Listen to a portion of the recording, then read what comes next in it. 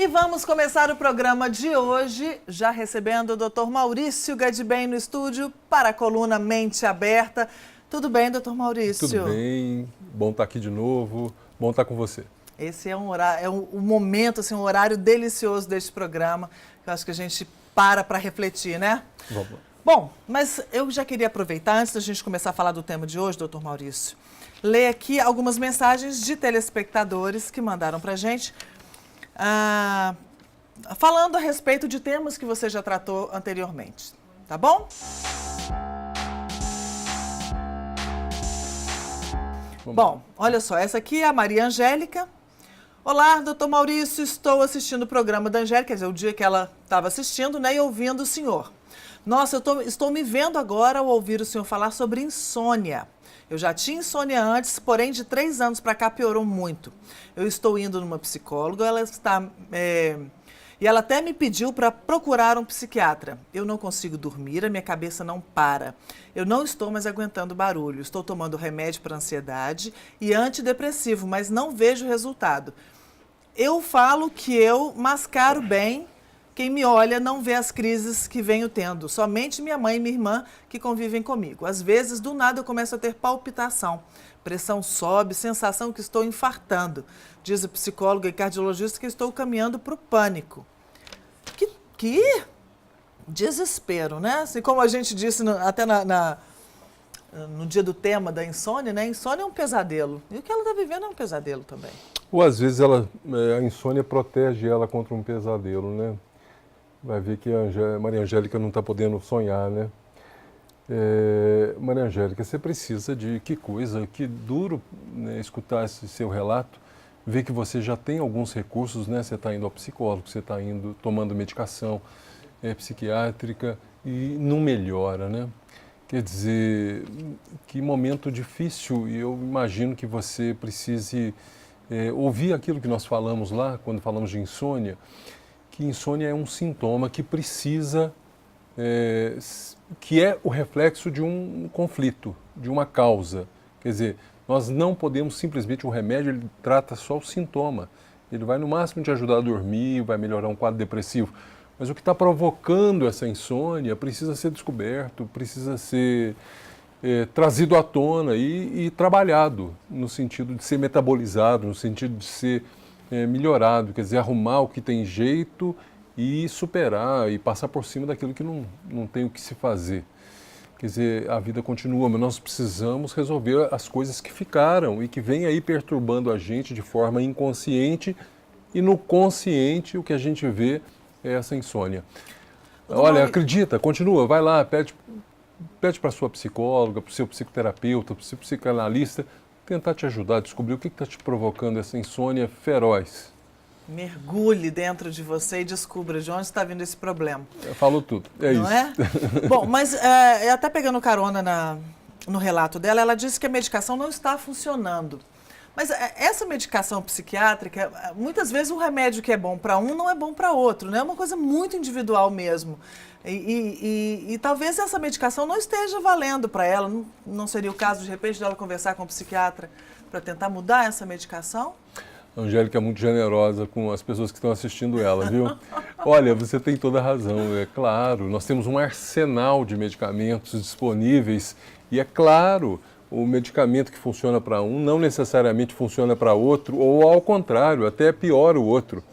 Mas nós temos aí uma seleção de medicamentos assim disponíveis que a gente pode recorrer para poder ver aquele que se adapta melhor. Quer dizer, isso baseado muito na experiência do médico, do psiquiatra que vai prescrever, baseado na história do paciente. Quer dizer, ele vai associar essas coisas para poder escolher a melhor medicação. Não deu certo aqui, ele tenta outro, ou então está dando um pouquinho certo, quem sabe a gente revê a dose, aumenta a dose. É preciso ter esperança de que a gente pode ajudar. Né? E paciência. Paciência, inclusive medicamentos antidepressivos, eles não fazem efeito, por exemplo, da noite para o dia. Eles levam em torno de 10, 15, às vezes 20 dias para começar a fazer o efeito. É preciso ter paciência, é preciso ser persistente, é preciso tomar o remédio na hora certa, é preciso não falhar no uso da medicação. Quer dizer, tem toda vicissitudes que podem acontecer, que podem estar atrapalhando essa medicação. Às vezes o diagnóstico não está certo, então assim, a medicação foi dada para um diagnóstico e você tem outro diagnóstico.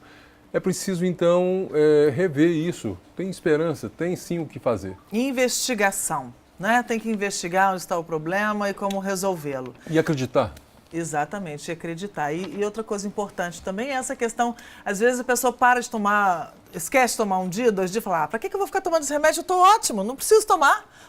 Mas, gente, vocês vão ver lá na frente, daqui a 1 semana, 8 dias, é que vem o efeito da falta do remédio hoje. E às vezes pior do que estava. Exatamente. Então não fique achando que parei de tomar o remédio ontem e hoje estou ótimo, então não preciso da medicação. Não é assim que funciona, né, nos casos da medicação psiquiátrica. E a história da medicação, você está falando um assunto, Angélica, importante, que assim, as pessoas às vezes pensam assim, remédio é igual droga. Não, não é bem assim. Remédio tem... Antes do remédio tem uma relação médico-paciente, que é muito mais importante às vezes do que o remédio, e que vai ter muita influência na hora de usar o remédio. Quer dizer, é preciso construir primeiramente uma relação de confiança com o seu médico. Esse remédio não vai fazer efeito por si só. Ele vai fazer efeito dentro de um contexto, ele vai fazer efeito a partir do conhecimento que o médico tem de você, e para ele poder, inclusive, prescrever a medicação certa. E se alguém falar assim, não estou acreditando muito no meu médico, não estou confiando nele. Assim como você pode mudar a medicação, você pode mudar o médico também. Até encontrar aquele que você confie, que você quer dar a mão para ele e seguir o seu caminho para você melhorar. Né? É isso, que te dê segurança. Isso mesmo. Eu acho que essa pessoa aqui não se identificou, o que também não tem problema nenhum, né, doutor Maurício? Se você quiser entrar em contato com a gente também, estão aqui todos os nossos contatos para vocês. Boa tarde, eu tenho 23 anos e quando eu era criança apanhava muito. Minha mãe nunca conversava, fazia algo errado, ela já batia e eu sempre ficava triste, com raiva. Hoje, de vez em quando, eu fico com raiva além do normal. Eu explodo, acho que é isso que eu queria dizer, fico com vontade de quebrar as coisas totalmente fora de mim. Eu acabo relembrando tudo e isso acaba acontecendo. O que eu posso fazer, né? O que eu posso fazer para resolver isso? Eu acho que essa mensagem que nos deixaram, ela tem uma coisa muito importante. Ela fala muito que existe uma continuidade nas coisas. Quer dizer, às vezes nós temos uma tendência a acreditar que as crianças são inocentes, que ela esquece, que aquilo passa. Mas, na verdade, todo adulto tem dentro de si uma criança, a criança que ele foi. E essa criança, se teve traumas, se teve problemas mal resolvidos, isso continua no adulto. E às vezes, quando você vê um adulto se manifestar, não é ele, é a criança que está dentro dele se manifestando, aquela criança mal resolvida, esquecida, deixada de lado. Eu gosto muito de me lembrar, a minha primeira aula de mestrado foi com o professor Rubem Alves. Olha! É um luxo, né? É um luxo mesmo. E uma das coisas que o Rubem Alves falava, que ele falou nessa aula, ele disse assim, é preciso esquecer o aprendido para aprender o esquecido. O que ele queria dizer com isso? Ele queria dizer assim que nós precisamos, às vezes, nos despir do que nós nos tornamos para nós aprendermos com aquilo que nós esquecemos dentro de nós. Quer dizer, para aprender o esquecido. Aprender aquilo que nós esquecemos, que é aquela criança. Aquela criança fala. Então, essa ouvinte, essa nossa companheira aqui da tarde, ela escreveu dizendo isso. Olha, quando eu era criança, eu era muito maltratada pela minha mãe. E isso tem reflexo agora que eu sou adulta. O que eu posso fazer? Você precisa se reencontrar com essa mãe dentro de você. Você precisa tentar entender. Você sabe que às vezes, Angélica, eu atendo algumas pessoas e eu faço questão de dizer para elas assim, puxa, sua mãe era muito doente, puxa, você tinha uma mãe muito doente, sua mãe era louca. Quer dizer, porque às vezes as pessoas carregam uma culpa por serem o que são, e às vezes elas foram criadas por pessoas tão incompetentes, tão limitadas para criá-las. Quer dizer, mas elas trazem essa responsabilidade dentro delas por aquilo que elas se tornaram, sem compreenderem que elas têm relação, que isso tudo tem relação direta com a forma como elas foram criadas, educadas, que a infância foi conduzida. Quer dizer, tudo que nós vivemos na nossa infância, desde a relação com os nossos pais, se eu tive pais, se eu não tive, se meus pais se davam bem, o nascimento de irmãos, tudo isso tem uma influência enorme. Se eu fui amamentado, a forma como eu fui amamentado, o olhar da minha mãe sobre mim, isso tudo tem uma importância enorme na minha relação com a vida, quer dizer, naquilo que eu vou me tornar. E às vezes as pessoas se sentem muito sobrecarregadas e culpadas por serem o que são, sem fazerem referência a toda essa história. Desmistificar os pais, né? Que eles viram mitos, é o super-herói, a heroína, e nem sempre é assim, eles erram também, podem ter errado na sua criação, não carregue essa culpa. E certamente eles também tiveram problemas na relação deles com os pais deles. Exatamente. E que isso vem... Vamos quebrar essa corrente. E essa é a esperança nossa ao dizer tudo isso para você. Quer dizer, quebrar esse círculo vicioso, nós precisamos interferir nisso, porque isso atravessa gerações. Muito bem, e é tão bacana, né, doutor Maurício, a gente poder conversar essas coisas com os nossos telespectadores, trazer à tona isso, que eu tenho certeza que tem muita gente que passa por isso. E nesse caso específico, né, é uma moça, né, que não tem a identificação, está trazendo para a gente também não só o relato da importância do papel do filho, né, nessa história, o que o filho já passou, o que o filho carrega aí da família quando adulto, mas também a relação que nós temos com os nossos filhos. Nós temos que ficar atentos a isso, porque nossos filhos vão ser um adulto que vai ter muito do que nós estamos fazendo com eles, da relação que nós temos com eles hoje. Olha, gente, nós temos uma data para nascer. Nós todos temos um dia, um mês, um ano em que nós nascemos, mas mentalmente nós podemos nascer todos os dias das nossas vidas. Enquanto a gente estiver vivendo, cada dia é um dia de nascimento. Eu posso nascer do ponto de vista mental. Quer dizer, nós temos a esperança de poder sermos um dia melhores, de nós podermos ser felizes, de nós podermos sentir prazer com aquilo que nós fazemos, com quem nós convivemos.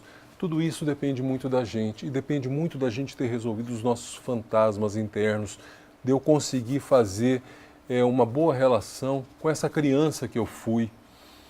É muito importante o relato dessa paciente. Ele fala para a gente de como a criação tem uma influência enorme na nossa vida, de como a forma como eu fui criado, se eu me senti ou não me senti amado pelos meus pais, pela minha mãe, como isso tem uma importância enorme na minha capacidade de amar, na minha capacidade de me relacionar, na minha capacidade de me envolver, de construir vínculos verdadeiros, não vínculos superficiais, falsos, mas vínculos que sejam profundos, que de fato envolvam sentimentos, emoções. Tudo isso tem relação com a minha criação. Isso tudo é muito importante. O relato dessa ouvinte nos ajudou muito a desenvolver esse tema. Brilhante. Entre em contato com a gente também se você quer participar do programa, quer mandar aí o seu relato, sua sugestão de tema, quer mandar um recado do Dr. Maurício Gadibem, está aí então para vocês os nossos e-mails, a página no Facebook do Mente Aberta e também o nosso WhatsApp. Doutor, muito obrigada. Te espero semana que vem. Te esperamos, né? Todos nós. Eu te espero também lá aqui na próxima terça-feira, a partir das 2h15, mais estilo Mente Aberta. Nós vamos para o intervalo, daqui a pouquinho a gente volta.